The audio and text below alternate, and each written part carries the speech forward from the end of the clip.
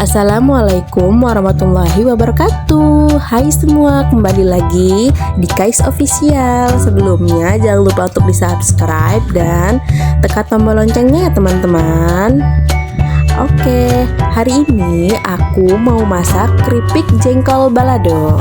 Hayo, siapa nih di sini yang suka banget sama jengkol? Langsung aja di-recook ya teman-teman. Yang bikinnya gampang dan bahannya juga mudah loh teman-teman. Yuk langsung aja disimak untuk pembuatannya. Berikut ini bahan dan bumbu yang harus disiapkan ya. Pertama, aku siapkan 1/4 jengkol. Lalu di sini aku siapkan juga 30 buah cabai merah. Lanjut, di sini ada 8 buah cabai rawit. Lalu 5 siung bawang merah, 3 siung bawang putih, 10 lembar daun jeruk, dan 4 lembar daun salam ya.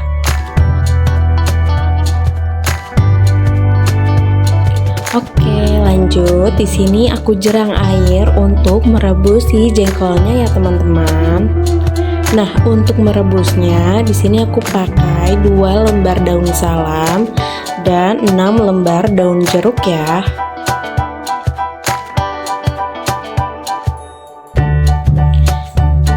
Lalu di sini aku tambahkan setengah sendok teh garam.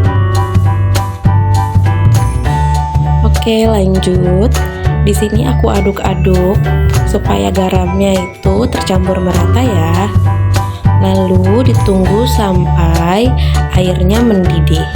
Manfaat merebus jengkol sebelum dimasak diantaranya supaya jengkol empuk, lalu tidak bau, juga tidak pahit ya.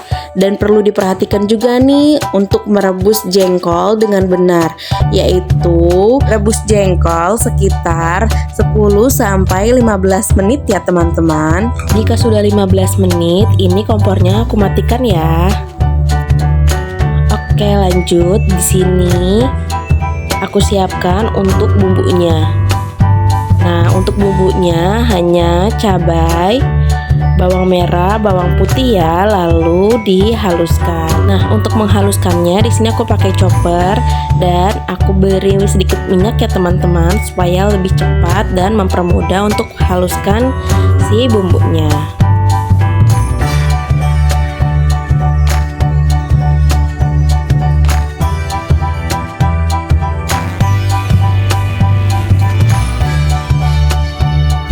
Oke, nah ini bumbu yang sudah aku haluskan ya.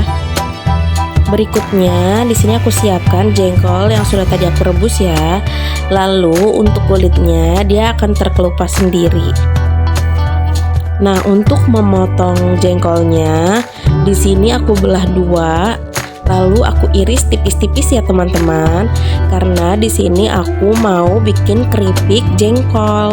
Tapi ini versi aku ya teman-teman.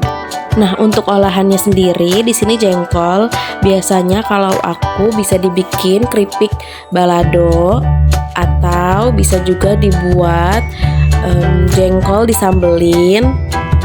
Dan oh iya, satu lagi yang paling enak juga bisa disemur jengkol. Nah, maka dari itu semur jengkol merupakan satu-satunya makanan khas Betawi ya, yang tidak terbentahkan lagi asliannya. Masakan khas Betawi yang lain mungkin ada kembarannya di daerah lain, tetapi semur jengkol hanya ada di daerah Betawi saja loh.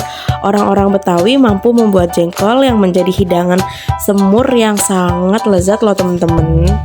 Dan semur jengkol adalah salah satu dari banyaknya makanan khas Betawi yang paling sangat terkenal ya teman-teman. Hidangan jengkol ini menggunakan bahan utama berupa jengkol yang merupakan biji dari pohon jengkol yang memiliki cita rasa khas dan tekstur yang kenyal. Oh iya, jengkol merupakan tanaman asli dari Asia Tenggara. Tak hanya di Indonesia, jengkol juga tumbuh di Malaysia, Nepal, Thailand, dan Myanmar ya teman-teman. Ini info yang aku cari di berbagai sumber informasi ya. Teman-teman juga bisa cek sendiri loh. Oh ya teman-teman, jengkol bisa tumbuh baik di daerah dengan musim kemarau sedang sampai keras ya, namun tak dapat tumbuh baik di musim kemarau yang panjang. Nah, yang lebih unik lagi, kenapa sih setiap kita sehabis makan jengkol, BAB atau BAK kita itu bau jengkol? Nah, karena jengkol memang memiliki aroma kuat dan sangat menyengat ya. Aroma ini dapat tertinggal di mulut dan menyebabkan bau tak sedap. Penyebab bau pada jengkol ini berasal dari asam amino yang membentuk sulfur. Sayangnya, karena baunya, banyak orang yang memilih menghindar untuk mengonsumsinya. Padahal jengkol sangat enak loh teman-teman. Oh iya, untuk saat ini jengkol terbilang mahal ya teman-teman. Kenaikan harga jengkol ini diduga akibat cuaca buruk dalam beberapa waktu terakhir ya, sehingga mengakibatkan hasil petani di daerah menghasilkan sangat minim. Oke teman-teman, ini kita bahas apakah jengkol itu sehat atau enggak ya. Nah, setelah aku cari informasinya, beberapa manfaat dari jengkol yang baik untuk kesehatan itu, kandungan zat besi dalam jengkol memiliki manfaat untuk mengatasi kurang darah atau anemia. Nah, pasalnya, berkat kandungan tersebut, dengan mengonsumsi jengkol dapat membantu untuk meningkatkan produksi sel darah merah dalam tubuh. Nah, oke lanjut. Di sini aku goreng jengkolnya ya setelah aku iris tipis-tipis. Goreng jengkol semua yang sudah kita iris. Oke lanjut. Di sini kita bahas apakah bahaya makan jengkol. Nah, jengkol memang bisa memberikan manfaat baik bagi kesehatan, termasuk baik bagi ibu hamil ya. Namun, ada disarankan untuk tetap konsumsi jengkol secukupnya. Pasalnya, jengkol secara alami mengandung asam jengkolat yang apabila dikonsumsi dalam jumlah banyak, berpotensi memicu gangguan pada ginjal atau saluran kemih. Oh iya, jengkol juga mengandung senyawa asam jengkolat yang bisa menyebabkan keracunan apabila terakumulasi terlalu banyak di dalam tubuh ya. Apalagi bila jengkol tersebut dikonsumsi mentah dan setengah matang. Asam jengkolat dalam biji jengkol mentah masih dalam keadaan utuh dan aktif ya teman-teman. Ini sangat perlu dicatat. Nah, berikut ini tips supaya setelah makan jengkol biar nggak bau, yaitu dengan cara mengonsumsi ketimun. Cara menghilangkan bau jengkol di mulut bisa kamu lakukan dengan makan ketimun. Ketimun mengandung banyak kandungan air sehingga dapat menyegarkan mulut setelah makan jengkol ya. Fungsinya sama dengan jika kamu minum air putih banyak setelah makan jengkol loh. Oh ya teman-teman, aku pernah loh makan jengkol di warung luaran sana, tapi rasanya itu pahit. Kenapa sih? Nah, setelah aku baca informasinya, kenapa jengkol terasa pahit itu disebabkan kulit jengkol yang tak benar-benar bersih ya, dapat membuat jengkol jadi pahit. Nah, setelah mengupas jengkol, seharusnya daging jengkol harus dicuci di bawah aliran air sambil diremas-remas. Kayak aku tadi, sebenarnya aku udah rendam jengkolnya kurang lebih setengah jam, lalu aku rebus pakai daun salam dan daun jeruk ya teman-teman. Tapi ternyata ada loh manfaat rebusan kulit jengkol. Nah, berikut ini aku informasikan beberapa manfaat kulit jengkol ya teman-teman. Pertama, membantu hilangkan ketombe. Kedua, membantu mengatasi diabetes mellitus. Ketiga, menyembuhkan luka pasca pencabutan gigi. Lalu yang keempat, antibakteri yang efektif. Lalu yang kelima, mengatasi jentik nyamuk demam berdarah. Dan yang keenam, sebagai peptisida alami. Lalu yang terakhir, meningkatkan produktivitas padi. Nah, ternyata jengkol juga baik untuk penderita diabetes ya. Potensi jengkol lainnya adalah mampu menurunkan kadar gula dalam darah sehingga dapat mencegah penyakit diabetes. Nah, bagian jengkol yang diteliti memiliki zat anti-diabetes adalah kulit batang, cangkang buah, dan bijinya ya teman-teman.